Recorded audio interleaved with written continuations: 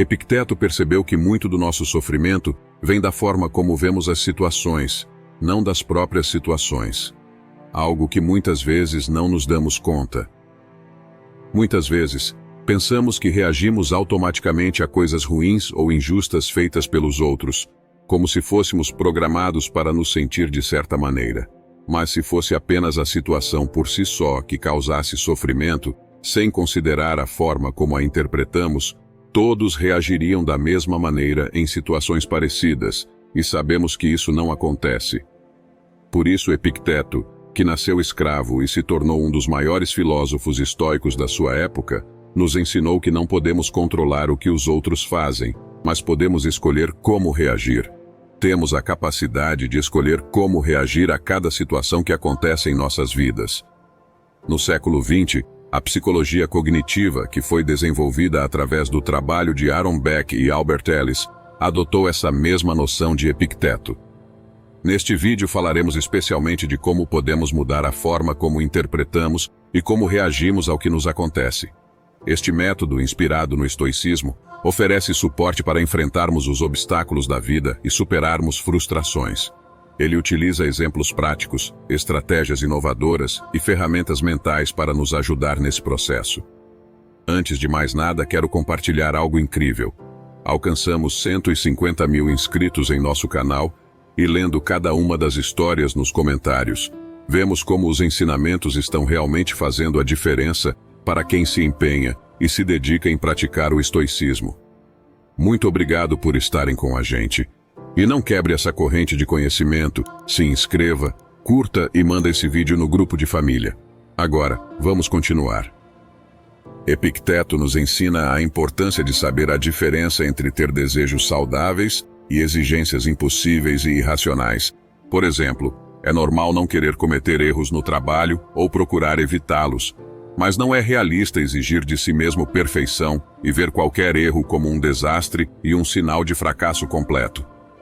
Da mesma forma, é natural não querer ser tratado injustamente ou que as pessoas façam pouco caso de você, mas pensar que isso nunca deve acontecer ou que quem nos trata mal é totalmente ruim não é razoável. Também é normal não gostar de ficar doente, mas acreditar que nunca deveríamos adoecer ou não conseguir lidar com o desconforto de uma gripe, por exemplo, te torna extremamente frágil. Ter expectativas realistas e positivas sobre as coisas e pessoas ao nosso redor nos ajuda a crescer e a nos manter motivados. É importante saber diferenciar entre ter objetivos alcançáveis e esperar demais, algo que não é realista. Quando nossos objetivos são realistas, eles nos incentivam a fazer mais e melhorar.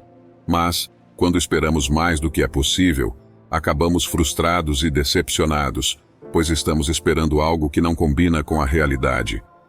Esperar demais pode ser ruim para como nos sentimos, afetando nossa saúde emocional e pode prejudicar nossos relacionamentos, além de colocarmos todas nossas expectativas em algo que está fora do nosso controle.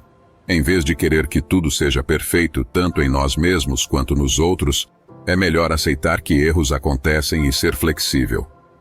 Entender que todo mundo tem limites e imperfeições nos ajuda a ajustar o que esperamos para algo mais real, trazendo mais felicidade a longo prazo e melhorando como nos damos com os outros. Quando mantemos crenças irracionais, podemos acabar reagindo de forma exagerada ou com emoções muito negativas, como entrar em pânico ou ficar deprimido por erros no trabalho, sentir raiva excessiva por injustiças ou muito ofendido quando se sente tratado diferente, pois essas expectativas se fundamentam em uma compreensão distorcida do mundo, contrária à sabedoria estoica de aceitar as coisas como elas são. Na visão estoica, o progresso acontece através da razão. Alguns podem pensar que ser totalmente racional nos torna frios, indiferentes ou totalmente distantes. No entanto, ser racional não é sobre negar nossas emoções ou paixões. É sobre evitar emoções prejudiciais ou desmedidas, como um medo paralisante ou raiva sem controle, mantendo nossa capacidade de amar profundamente e sentir intensamente. Ser racional significa gerir nossas emoções para que elas sejam equilibradas e adequadas às situações, reduzindo o sofrimento desnecessário e melhorando nosso bem-estar. Quando avaliamos nosso desenvolvimento e progresso como sociedade, vemos que evoluímos mais tecnologicamente do que em compreensão e gestão das emoções. Hoje em dia, é fácil comprar o celular supermoderno usando um cartão de crédito, algo que está ao alcance de quase todas as pessoas. No entanto, não aprendemos tanto sobre como controlar a raiva, gerenciar nossas expectativas e desejos, ou lidar com sentimentos e emoções intensas que quase sempre nos controlam. Existem basicamente 3 abordagens comuns para lidar com emoções: usar tranquilizantes, praticar exercícios de relaxamento, como técnicas de respiração, dança e yoga, e o uso de pensamento positivo para induzir a calma, imaginando cenários tranquilos ou cultivando pensamentos relaxantes. Tranquilizantes e exercícios físicos podem oferecer alívio imediato, mas geralmente focam mais no físico e não nas crenças ou padrões de pensamento que realmente guiam nossas emoções. Eles podem nos ajudar a escapar momentaneamente, mas raramente provocam mudanças permanentes porque não enfrentam os pensamentos negativos profundos, como os de prever desastres ou ser excessivamente críticos. Sêneca foi uma das pessoas mais influentes de sua época como filósofo, político e dramaturgo. Defendia que a filosofia possui um enorme poder para nos auxiliar a enfrentar os desafios da vida. Ele ensinava que o modo como pensamos e percebemos o mundo através da filosofia pode fortalecer nossa capacidade de lidar com os obstáculos e imprevistos colocados pelo destino. Para alcançar uma melhora real e duradoura em nossas vidas, Sêneca sugeria que deveríamos refinar a maneira como interpretamos nossas experiências, modificando profundamente nossas crenças e atitudes. Por exemplo, uma pessoa pode gostar do seu trabalho de forma geral, mas não estar satisfeita com algumas partes específicas. Imagine uma professora de escola infantil. Ela gosta de ensinar as crianças, de alfabetizar e de dar aulas, mas detesta escrever nas agendas diariamente e preparar relatórios sobre o desempenho dos alunos. Ela gosta de ser professora, mas existem obrigações diárias que ela detesta e precisam ser cumpridas. Essa pessoa tem 2 opções: se ver como um fracasso, porque seu trabalho exige que sejam feitas tarefas que ela não gosta, ou adotar uma visão mais positiva, valorizando o trabalho como sua fonte de sustento no momento, embora não goste de todas as funções que exerce. Dessa forma, essa professora pode gerenciar melhor seu tempo e buscar uma nova profissão, ou uma segunda fonte de renda, para que não seja tão dependente financeiramente do seu atual emprego. Essa mudança de perspectiva não só reduz o estresse emocional, mas também encoraja uma abordagem mais positiva e ativa em relação à vida e ao trabalho. Quando você muda a forma como você vê uma situação, você se liberta de um padrão já esperado de reação e pode escolher como reagir. Mas tudo começa com você, mudando a sua forma de interpretar o que te acontece. Outro exemplo que podemos considerar é o caso de uma mulher que se divorciou de seu marido devido ao tratamento abusivo, falta de respeito, problemas sérios com álcool e drogas, e a recusa dele em buscar ajuda ou tratamento. Ela se vê lutando com sentimentos de culpa e remorso, pensando que não deveria ter se separado, acreditando erradamente que deveria ter ficado, suportado o desrespeito e humilhação, e tê-lo ajudado a sair dessa. Mas é crucial para ela reconhecer que a escolha do marido de não procurar ajuda é uma responsabilidade dele, não dela. O vício e a dependência química é um assunto delicado, mas é necessário que a pessoa queira se libertar desse terror e do inferno da dependência. Não podemos controlar as decisões e ações de outras pessoas, não importa quanto amamos e nos dedicamos. Ao reavaliar a situação e mudar sua forma de pensar, ela começa a entender que, apesar de suas boas intenções, a decisão do marido de não buscar ajuda é algo que ela não pode mudar. Essa mudança de perspectiva ajuda a diminuir a sensação de culpa e auto-julgamento, permitindo que ela passe de sentimentos de depressão e desespero para tristeza e arrependimento. É essencial reconhecer que a tristeza e o arrependimento, embora dolorosos, são emoções mais saudáveis e administráveis do que a depressão profunda e o desespero, pois aceitam a realidade da situação sem colocar uma culpa indevida sobre si mesma. Este processo de reavaliação abre um caminho para a recuperação emocional, ajudando-a, com o tempo, a encontrar paz e aceitação sobre a difícil mas necessária, decisão que ela tomou. Este exemplo mostra a importância de compreender o que está e o que não está sob nosso controle, uma ideia central na filosofia estoica. Pensar é dialogar com você mesmo, e você pode fazer isso através de imagens, símbolos ou outros processos que vão além das palavras. Muitas vezes, sem nos darmos conta, analisamos situações e consideramos diferentes cenários em nossa mente. E quando esse processo acontece, estamos conversando com nós mesmos. Por exemplo, quando pensamos em buscar um novo emprego, podemos nos motivar com pensamentos positivos. Como eu posso fazer isso? Tenho muita experiência nessa função. Posso conseguir essa vaga. Como também podemos considerar os possíveis desafios e rejeições. Não sei se vou passar na entrevista. Algumas qualificações que estão exigindo não tenho. Será que vão me aceitar? O que vão pensar de mim? O último curso que fiz na área tem pelo menos 5 anos. Se tiver alguém mais qualificado, eu posso não ser escolhido para a vaga. Essa reflexão interna também nos permite reconhecer a importância de agir apesar dos medos. Não tenho nada a perder. Se não for aprovado nesta seleção, existem outras vagas que posso me candidatar. Ficar em casa é mais fácil e reconfortante, mas me traz bem mais prejuízos. Não agir nessa situação pode custar mais do que enfrentar uma rejeição. Esse processo de pensar está alinhado com a filosofia estoica, que nos ensina a concentrar-nos no que está ao nosso alcance e controlar. Não podemos mudar todas as circunstâncias externas, mas temos a capacidade de ajustar nossos pensamentos e as emoções que eles geram. A capacidade de mudar nossa percepção interna diante dos desafios é fundamental na filosofia estoica, e isso acontece quando diferenciamos entre o que podemos e o que não podemos controlar. É importante entendermos que nem sempre podemos mudar o que acontece no mundo, mas sempre podemos mudar como vemos o que nos acontece, mudando assim nossa forma de pensar e reagir. No entanto, é importante entender que nem todas as emoções negativas podem ou devem ser eliminadas. O medo, por exemplo, tem uma função biológica importante, de nos proteger de ameaças reais.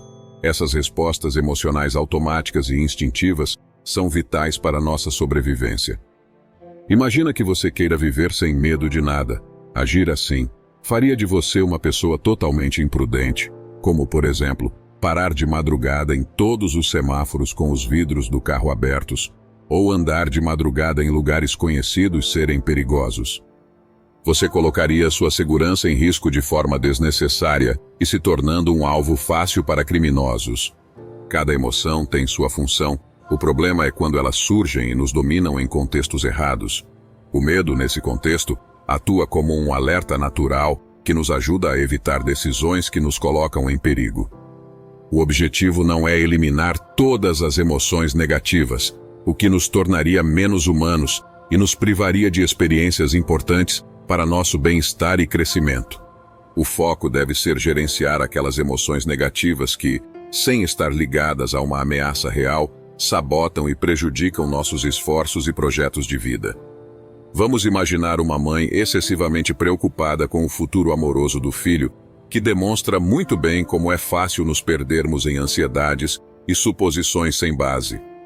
Essa mãe começa a imaginar cenários onde o filho, ao começar a namorar ou casar, poderia deixar de visitá-la aos domingos, ou pior, se a futura nora não gostasse dela ou tentasse impedir essas visitas. Essas perguntas refletem medos que, embora compreensíveis, são baseados em situações hipotéticas que podem nunca acontecer. Como nos lembra Sêneca, sofremos mais na imaginação do que na realidade. Isso ressalta a importância de não permitir que o pensamento negativo excessivo domine nossa mente, ou seja, temos que cortar de início os pensamentos hipotéticos, sejam eles sobre situações, discussões, traições ou qualquer tipo de drama que nossa mente frequentemente inventa. Se você já passou por uma situação complicada, provavelmente já experimentou aquela discussão mental, onde você ensaia diferentes respostas que poderia dar, imagina como poderia falar e planeja o que fazer se a outra pessoa responder de determinada maneira. Essa preocupação constante afeta nosso bem-estar emocional, nos faz carregar uma carga emocional desnecessária, tendo que lidar com a raiva, indignação e nos colocando prontos para o ataque, por algo que está apenas acontecendo na nossa cabeça. Ou seja, estamos mesmo como Sêneca nos disse, sofrendo mais na imaginação do que na realidade. E isso também pode colocar uma pressão desnecessária nos relacionamentos com aqueles que amamos. Em vez de se concentrar no que pode dar errado no futuro, é melhor e mais saudável buscar um equilíbrio entre o que sentimos e o que pensamos. Assim, conseguimos lidar com os desafios da vida de maneira mais positiva e eficaz, mantendo um ponto de vista equilibrado que valoriza o agora, sem se preocupar demais com o que está por vir. Pensamentos improdutivos ou irracionais são como cadeias que criamos para nós mesmos, nos mantendo presos em crenças que limitam nossa capacidade de reagir de maneira saudável às situações da vida. Esses padrões de pensamento podem distorcer nossas emoções de maneiras que não correspondem à realidade. Por exemplo, você encontra o pneu do seu carro furado e imediatamente supõe que seu vizinho não vai emprestar o macaco, sem sequer perguntar. Você está se limitando com suposições negativas. Esses pensamentos podem levar a estresse e frustração sem motivo, enquanto uma atitude mais receptiva poderia resolver a situação de maneira simples. Pode ser que um vizinho se recuse a ajudar, mas isso não significa que todos vão fazer o mesmo. Pensar que a atitude mesquinha de uma pessoa representa a de todas é fazer uma generalização injusta. A generalização indevida é um padrão de pensamento irracional comum, que nos faz acreditar que um fracasso ou rejeição em uma área da vida significa falhar em tudo. Esse tipo de pensamento pode transformar pequenos contratempos em catástrofes, e isso nos impede de ver a situação de forma objetiva. Reconhecer e questionar essas crenças irracionais nos permite enxergar as situações mais claramente e responder de maneira mais simples. Outro exemplo importante é como a cultura e as crenças pessoais têm um grande impacto em como percebemos a rejeição dos pais. Em muitas sociedades, existe a ideia de que ser rejeitado pelos pais é algo devastador e irreversível. No entanto, pesquisas mostram que nem todas as crianças rejeitadas ou criticadas duramente pelos pais acabam sofrendo emocionalmente por toda a vida. Isso nos faz entender que a maneira como reagimos a essas situações é influenciada em grande parte pelo que acreditamos e esperamos, com base na nossa cultura. Albert Ellis, psicólogo renomado, sugere que muitas emoções negativas são causadas por nossas próprias crenças irracionais. Por exemplo, se formos injustamente acusados de mentir, o quanto isso nos afeta depende muito do valor que damos à opinião dos outros. Se acreditarmos que precisamos da aprovação de todos, uma acusação falsa assim pode nos abalar profundamente. Isso acaba com a gente. Mas, se entendermos que é possível ser feliz sem a aprovação universal, o efeito dessas situações em nosso estado emocional se torna bem menor. Como Erich Fromm, em seu livro O Medo da Liberdade, fala sobre como as pessoas se encontram diante de uma escolha difícil, ou fazem o que os outros esperam delas, deixando de lado o que realmente querem e se sentindo tristes por isso, ou fazem o que desejam, mas correm o risco de não serem aceitas pelos outros. Mudar como interpretamos e reagimos às situações, desafiando nossas crenças irracionais, pode nos libertar dessas prisões mentais. E isso nos permite responder de forma mais saudável e construtiva aos desafios da vida. Todos nós, como seres humanos, temos capacidade de raciocínio. Entretanto, nossa capacidade está sujeita a muitos preconceitos, que nos torna vulneráveis a acreditar em coisas sem questionar, ou desenvolver comportamentos supersticiosos e, às vezes, fanáticos. Mesmo conscientes de que alguns de nossos comportamentos ou pensamentos nos prejudicam, muitas vezes persistimos e continuamos a mantê-los por causa de crenças irracionais que estão profundamente enraizadas em nós. Em vários relacionamentos, existe uma crença irracional de que todos devem agir de maneira justa, e quando isso não acontece, eles merecem ser julgados. Essa ideia muitas vezes vem da noção de livre-arbítrio e da tendência a rotular as pessoas como más, sem levar em conta as limitações de suas circunstâncias ou a diversidade de valores. Quando nos sentimos emocionalmente perturbados, deveríamos nos perguntar: esta é a única forma de ver a situação? Até que ponto minha percepção é verdadeira? E há uma forma mais racional de entender isso? Desafiar e mudar crenças irracionais é essencial para evitar frustrações desnecessárias. Isso pode envolver tentar compreender as motivações alheias, aceitar pequenos defeitos, ajudar os outros a superá-los ou decidir se falhas graves são razões suficientes para terminar um relacionamento. Além disso, a tolerância e o respeito pelas opiniões dos outros, mesmo que diferentes das nossas, são fundamentais para conviver em harmonia. O cérebro humano não separa totalmente a razão e emoção. O córtex cerebral, parte racional, e o sistema límbico, parte emocional, estão profundamente interconectados. Assim, a ideia de que podemos pensar sem sentir é desmentida pelo que sabemos sobre o funcionamento do cérebro. Para enfrentar adversidades, estratégias como se distrair com atividades agradáveis, usar o pensamento intencional para imaginar cenários menos estressantes ou focar em pensamentos relaxantes podem ser úteis. É importante evitar generalizações e expectativas que distorcem a realidade e não supor intenções negativas das ações dos outros. Reconhecer que as crenças de "eu devo ser perfeito", "os outros devem me tratar bem" e "o mundo deve ser fácil" são monstros que nos impedem de progredir. A alfabetização emocional, a capacidade de mudar a nós mesmos e a aceitação de que os outros podem estar errados sem serem rejeitados ou desprezados são etapas importantes para melhorar os relacionamentos interpessoais e resolver conflitos. A antiga escola estoica se referia aos seus ensinamentos como uma forma de ciência, mas a virtude, na verdade, não vem de uma fórmula pronta, ela é uma arte. O essencial sobre ser virtuoso pode ser passado adiante, mas é necessário que cada um se dedique a melhorar e a aprender como expressar essa virtude através de suas ações e escolhas pessoais. Cabe a você todos os dias colocar em prática. Se chegou até aqui, comente, praticando, e de qual cidade está assistindo. Vamos criar a maior comunidade estoica e levar esse conhecimento para mais lugares desse nosso Brasil. Agora, para construir sua rotina através de 8 práticas estoicas, assista o vídeo que está aparecendo à sua esquerda. Obrigado mais uma vez por estar aqui.